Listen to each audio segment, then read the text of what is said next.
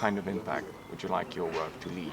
Who is Amanda Ross? I'm interested in the idea of establishing some kind of like some primary vocabulary, you know, that like informs the way that we move through talking about making work and thinking about, I mean, yeah, so language, I think, you know, and that feels like something that's lasting.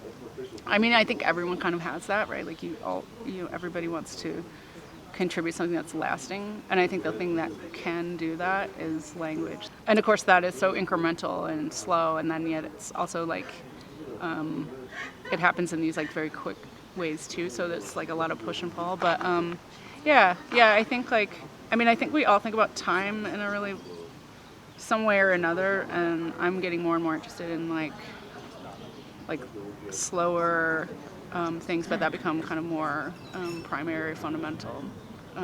So yeah, I guess establishing some legacy in that way, but it's not like, I feel like when you say that out loud, it feels very ego-driven, and I'm not really interested in that.